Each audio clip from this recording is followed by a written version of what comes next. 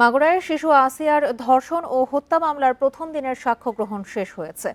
সকাল 10:30টার দিকে মাগুরার নারী ও শিশু নির্যাতন দমন ট্রাইব্যুনালের বিচারক এম জাহিদ হাসানের আদালতে সাক্ষ্য গ্রহণ হয়।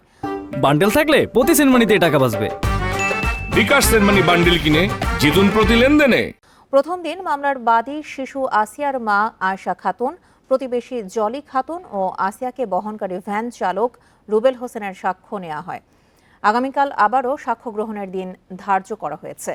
এর আগে সকালে জেলা কারাগার থেকে আদালতে আনা হয় 4 আসামিকে। এদিকে মামলার শুরু থেকে আসামি পক্ষে কোনো আইনজীবী না থাকলেও লিগ্যাল এইডের মাধ্যমে নিয়োগপ্রাপ্ত আইনজীবী আজ সাক্ষীদের জেরা করেছে।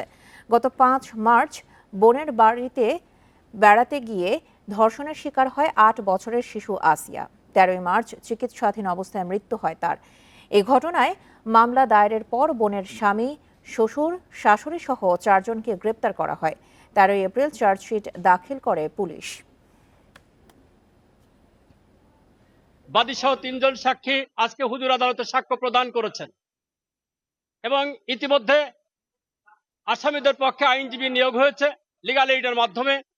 তাদের নিয়োজিত আইনজীবী আজকের সাক্ষীদেরকে জেরা করেছেন।